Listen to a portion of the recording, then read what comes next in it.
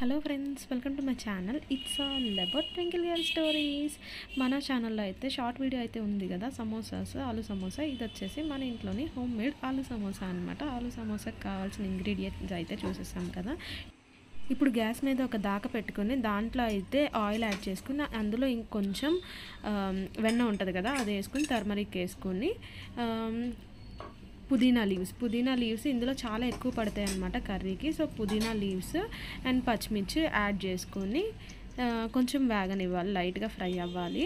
ఆ తర్వాత కొంచెం కరివేపాకు కూడా వేసుకొని లైట్గా ఫ్రై అయ్యాక ఆనియన్స్ వేసుకొని ఫ్రై చేసుకోవాలి. ఆనియన్స్ ఫ్రై అయ్యాక మనకు మంచి కలర్ వస్తుంది కదా, ఆ కలర్ వచ్చే వరకు ఫ్రై చేసుకోవాలి. అండ్ ఇంకా ఇందులోకి పచ్చి బఠానీ ఉంటుంది కదా, పచ్చి బఠానీ నానబెట్టుకుని అవి కూడా వేసుకొని కొంచెం వేగనివ్వాలన్నమాట. జస్ట్ లైట్గా వేగితే చాలు. ఇంకా ఆలు బాయిల్ చేసుకొని కట్ చేసుకొని పెట్టుకోవాలన్నమాట. ఇది వేగనిద్దాము.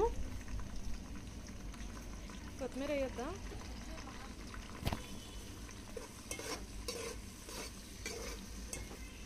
అలా లైట్గా మిక్స్ చేసుకుంటూ వేగనివ్వాలన్నమాట. వేగిన తర్వాత కొంచెం సాల్ట్ యాడ్ చేసుకోవాలి. సాల్ట్ యాడ్ చేసుకోవడం వల్ల దానికి పట్టి అండ్ ఇంకా మంచిగా ఫ్రై అవుతుంది. సో మనకి చూడడానికి మంచి కలర్ రావాలి. కొంచెం బ్లాక్ పెప్పర్ పౌడర్ కూడా యాడ్ చేసుకున్నాం, ఎందుకంటే ఈ కర్రీలో కారం యాడ్ చేసుకోం కదా. సో బ్లాక్ పెప్పర్ అండ్ కావాల్సిన మసాలా, చాట్ మసాలా అండ్ నార్మల్ గరం మసాలా ఇవన్నీ యాడ్ చేసుకున్నాం అన్నమాట.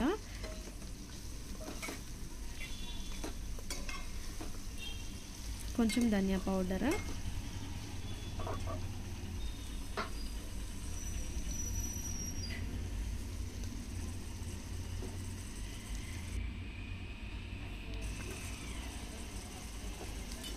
ఇప్పుడు అవన్నీ మంచిగా ఫ్రై అయిన తర్వాత మనకు మంచి స్మెల్ వస్తుంది. ఆ టైంలో మనం బాయిల్ చేసుకుని పక్కన పెట్టుకున్న ఆలూని అయితే యాడ్ చేసేసుకొని ఇంకా స్పైసెస్ ఏం అవసరం లేదు, సాల్ట్ ఏమన్నా రిక్వైర్మెంట్ ఉంటే వేసుకోవాలంతే. ఇలా మంచిగా ఫ్రై అయిపోయి మొత్తం ఆలూనంతా స్మాష్ చేసేసుకుని ఇలా బాగా ముద్దలాగా అయిపోవాలన్నమాట. సో ఇంకా కర్రీ అయితే అయిపోయినట్టే. ఇప్పుడు మనం స్పైసెస్ చెక్ చేసుకుంటే అంతా నాకైతే సరిపోయింది. సో పక్కన పెట్టేసుకున్నాం అన్నమాట.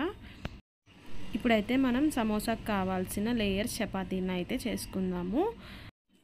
దీనికైతే చపాతీలా రౌండ్గా అయితే చెయ్యము, పొడుగ్గా చేసుకోవాలి. అండ్ ఆ సమోసాను అతికించుకోవడానికి మనకి గమ్ లాగా కావాలి కాబట్టి ఇలా కొంచెం పిండిని యాడ్ చేసుకొని ఒక బౌల్లో సపరేట్గా పిండిని తీసుకొని దాంట్లో కొంచెం వాటర్ యాడ్ చేసుకుని దాన్ని మనకి దోశ పిండి వస్తుంది చూడండి, ఆ రకంగా అయితే ఉండలు లేకుండా మంచి మిక్స్ చేసుకోవాలి.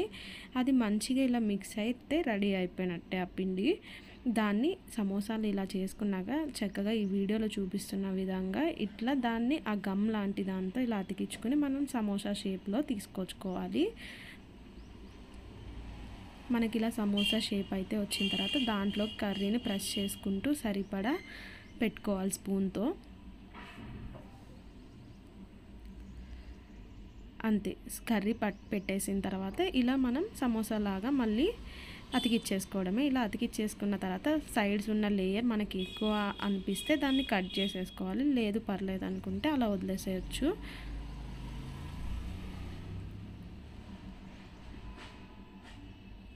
ఇలా అయితే సమోసాలు రెడీ చేసి పక్కన పెట్టేసుకున్నాక దీన్ని ఆయిల్ హీట్ అయిన పాన్లో మంచిగా ఫ్రై చేసేసుకోవడమే.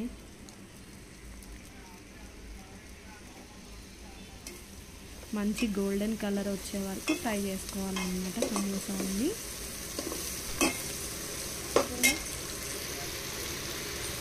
అంటే ఎంతో సింపుల్ అయిన హోమ్ మేడ్ టేస్టీ సమోసా మనం చేసే స్టైల్ అన్నమాట.